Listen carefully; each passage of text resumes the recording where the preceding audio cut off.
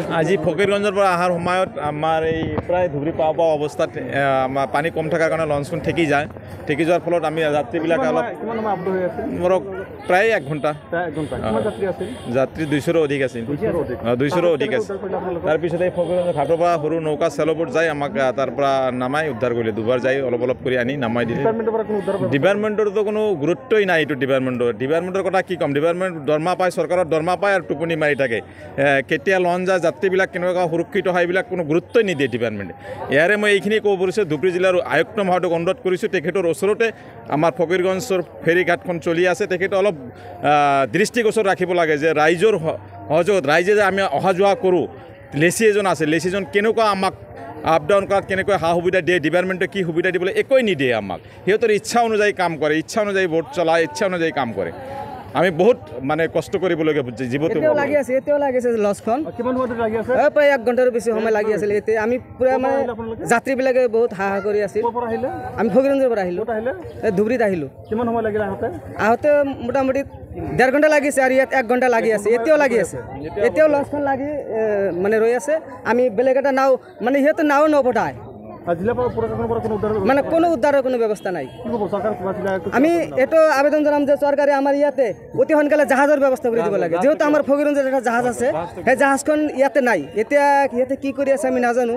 মানে নদীত বহুত পানী মানে যাত্ৰীবিলাকে মানে ঘাটতে এনেই হাহাকাৰ কৰি থাকে। পানী নাই, পানী ঠিকে আছে, কিন্তু যিটো ঠাইত লঞ্চখন আহিছে সিহঁতে পানী এনেই কম। মানে সিহঁতে অলপ ঘূৰি নাহে, মানে সুদা মানে ডাইৰেক্ট আহিছে। মানে পৰীক্ষণ নাই, ইয়াত বহুত দিন ধৰি নাও চলাই আছে, কিন্তু সিহঁতে নাজানে মানে কেনেকৈ আহিব লাগে, ক'ৰ পৰা কোন ঠাইতে আহিবলৈ নাজানে। মাজে এনেকৈ মানে লগাই দিয়ে। আজি ফকিৰগঞ্জৰ পৰা অহাৰ সময়ত আমাৰ এই প্ৰায় ধুবুৰী পাওঁ পাওঁ অৱস্থাত আমাৰ পানী কম থকাৰ কাৰণে লঞ্চখন ঠেকি যায়। ঠেকি যোৱাৰ ফলত আমি যাত্ৰীবিলাকে অলপ ধৰক প্ৰায় 1 ঘণ্টা যাত্ৰী 200ৰো অধিক আছিল। 200ৰো অধিক আছিল। তাৰপিছত এই ফকিৰগঞ্জ ঘাটৰ পৰা সৰু নৌকা চেলবোট যাই আমাক তাৰ পৰা নামাই উদ্ধাৰ কৰিলে। দুবাৰ যাই অলপ কৰি আনি নামাই দিলে। ডিপাৰ্টমেণ্টৰতো কোনো গুৰুত্বই নাই। এইটো ডিপাৰ্টমেণ্টৰ কথা কি ক'ম। ডিপাৰ্টমেণ্ট দৰমহা পায়, চৰকাৰৰ দৰমহা পায় আৰু টোপনি মাৰি থাকে। কেতিয়া লঞ্চ যায়, যাত্ৰীবিলাক কেনেকুৱা সুৰক্ষিত হয় এইবিলাক কোনো গুৰুত্বই নিদিয়ে ডিপাৰ্টমেণ্টে। ইয়াৰে মই এইখিনি ক'ব পাৰিছোঁ, ধুবুৰী জিলাৰ আয়ুক্ত মহোদয়ক অনুৰোধ কৰিছোঁ, তেখেতৰ ওচৰতে আমাৰ ফকিৰগঞ্জৰ ফেৰী ঘাটখন চলি আছে, তেখেতে অলপ দৃষ্টিগোচৰ ৰাখিব লাগে যে ৰাইজৰ সহযোগত ৰাইজে যে আমি অহা যোৱা কৰোঁ, লেচি এজন আছে, লেচিজন কেনেকুৱা আমাক আপ ডাউন কৰাত কেনেকৈ সা সুবিধা দিয়ে, ডিপাৰ্টমেণ্টে কি সুবিধা দিবলৈ একোৱেই নিদিয়ে আমাক। সিহঁতৰ ইচ্ছা অনুযায়ী কাম কৰে, ইচ্ছা অনুযায়ী ভোট চলায়, ইচ্ছা অনুযায়ী কাম কৰে। আমি বহুত মানে কষ্ট কৰিবলগীয়া জীৱনটো লাগি আছে। এতিয়াও লাগি আছে লঞ্চখন। কিমান সময় লাগি আছে? প্ৰায় 1 ঘণ্টাৰো বেছি সময় লাগি আছিল। এতিয়া আমি পুৰা মানে যাত্ৰীবিলাকে বহুত হাহাকাৰ কৰি আছিল। আমি ফকিৰগঞ্জৰ পৰা আহিলোঁ, ধুবুৰীত আহিলোঁ। কিমান সময় লাগিলে আহোঁতে? মোটামুটি 1.5 ঘণ্টা লাগিছে আৰু ইয়াত 1 ঘণ্টা লাগি আছে। এতিয়াও লাগি আছে। এতিয়াও লঞ্চখন লাগি মানে ৰৈ আছে। আমি বেলেগ এটা নাও মানে সিহঁতে নাও নপঠায়, মানে কোনো উদ্ধাৰৰ কোনো ব্যৱস্থা নাই। আমি এইটো আবেদন জনাম যে চৰকাৰে আমাৰ ইয়াতে অতি সোনকালে জাহাজৰ ব্যৱস্থা কৰি দিব লাগে। যেহেতু আমাৰ ফকিৰগঞ্জত এটা জাহাজ আছে, সেই জাহাজখন ইয়াতে নাই। এতিয়া সিহঁতে কি কৰি আছে আমি নাজানো।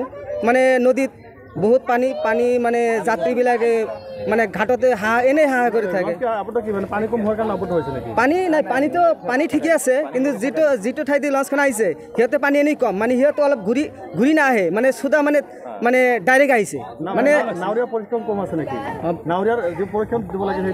পৰীক্ষণ নাই, ইয়াত বহুত দিন ধৰি নাও চলাই আছে, কিন্তু সিহঁতে নাজানে মানে কেনেকৈ আহিব লাগে, ক'ৰ পৰা কোন ঠাইতে আহিবলৈ নাজানে। মাজে এনেকৈ মানে লগাই দিয়ে।